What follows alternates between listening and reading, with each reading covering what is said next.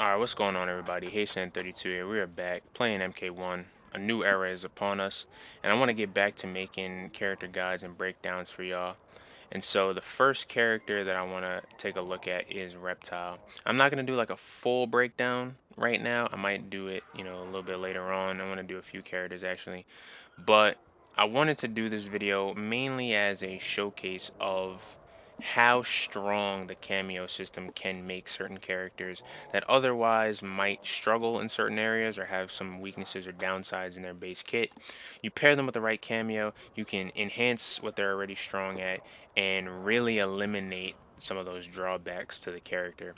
And I feel like I have a good example of that pairing here with Reptile and Goro. So without further ado, let's get into it. So Reptile is a base character, in my opinion, struggles to kind of open people up. He doesn't really have, good mix-ups. I mean, he has a low and he has an overhead, but the risk reward there is just not in his favor, right? This low strength is hit confirmable, but there's a gap in it. The overhead is punishable on block, and it's just a knockdown on hit. You can hold it, and you'll get like a splat, and if you hold it even longer, you'll get a launch. Both of those are safe, but at that point, they can just stand up and react and block the mix. So most of the time, you just block low. If you know there's a gap in the low string, you just armor through it, and you just stand up when you see the overhead coming, and you don't really have anything to worry about. So the risk reward is just not in his favor. And usually characters that don't have solid, strong mix-ups to open you up with, usually can open you up with some form of strike throw. Fortunately for Reptile, his shimmy string that he has is not special cancelable. So even if you shimmy somebody, you can't really get anything off of it by himself. Now, the good thing about his shimmy string, though, is that it's safe and it's gapless, and it puts them in an airborne state. And this is important because if you have an ambush assist, because it's not special cancelable, so if you have an ambush assist that can juggle airborne opponents, you can actually convert off of this string. Enter Goro Kameo. So Goro has the MKX up punch. I believe it's called Raise the Roof. And if you press R1, he comes out. If you press down and R1, he'll come out at mid-range. And I think there's a far one too. And you can actually use that to convert off of the shimmy, and he gets pretty solid damage there. So that's 29% meterlessly because you got opened up by the shimmy. It actually makes getting opened up by that pretty scary now because you don't want to take that damage, and he doesn't spend any bar for it. And you can kind of just commit to that as well because on block, this is very, very plus. Right? I don't know why I didn't show up there. So right there was plus 13. You want to get it in like that plus 13, 14 range where you can jail your forward too, and you didn't do it too early to where it's not plus enough that it doesn't jail, but you also didn't do it too late to where there's a gap in it. So if you time it properly, it'll be around plus, about plus 14 is kind of where you want it, to give a, at least one frame of leniency where you can jail his mid, and now he gets real strike throw because now out of those plus frames they have to guess if I'm gonna go for a grab, right? And because my mid will jail them, right, it's an actual guess. So if they make a read and try to duck the throw and I go for the mid, I can hit confirm that mid string, which is forward 2-1, into force ball, right? And he gets pretty solid damage over that. He gets a solid conversion there. And I'll just try to show that all of that jails. The timing can be a little bit challenging, so just bear with me here. Yeah, see, I messed it up already. Right there. So just to show you that his forward 2 will jail there. And the other thing too is if you do that full string, which is forward 2, 1-1, right? So that string is also safe, but because of the block stun on that, it actually gives you time to be able to call out Goro again, if you have access to 2 assists, right? So you can actually call out Goro again, and you can actually keep your pressure going even further. So you can do something like this, right? and that'll also jail because of the block stun. You can see from there that was plus 16. So from this range, I can jail my forward 3.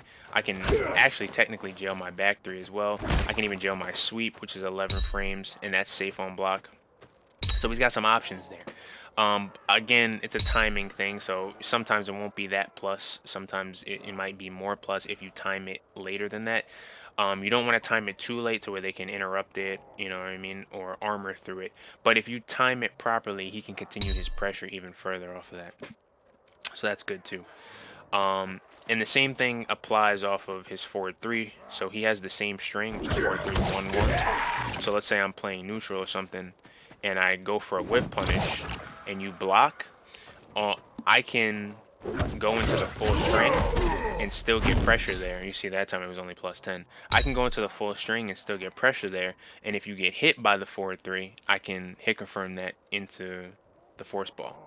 So Goro gives him some, you know, some added offense, right? Allows him to keep pressure going off of some of his strings.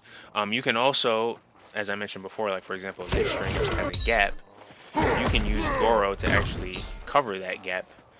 If you time it right. This is, you know, it's a little bit strict timing, but you can actually use Goro to cover that gap. So just to show you here, if you time it properly. I don't know why that lagged like that offline. That was crazy. Right, so you can see right there, Goro actually covers the gap, and because it's 2 hits, he can't, like, the armor doesn't come out. Right, so you can see it just blows up the armor. So you can use Goro to cover that gap as well. Also, another thing that Goro gives him, one other thing I wanted to mention is that Goro gives him a side switch with omelet toss, and this is something, you know, he gives this to everybody, right? But it's particularly good on Reptile because he doesn't have any other way to really side switch you. Technically, you can end your combo in back forward too, but for some reason, like, I found it kind of difficult to end combos with it. I don't know why. Oh, I guess actually, no, I guess you can't end your combos with it, because that should have worked. So, yeah. So, I guess Reptile doesn't have a way to side switch. I mean, ending your combo with this anyway does more damage. But Reptile doesn't have a way to side switch, as you just saw. So Goro will give Reptile a way to side switch. So like off my mid, this. Right. And that was like 31% meterlessly right there off the side switch combo. So that's another thing that I actually didn't know that. That's another thing that Reptile doesn't have is the ability to side switch in his combos. You can use Goro assist for that. And use the omelet toss launcher, and you'll be able to side switch your combos meterlessly, by the way, and do some pretty solid damage off of that as well.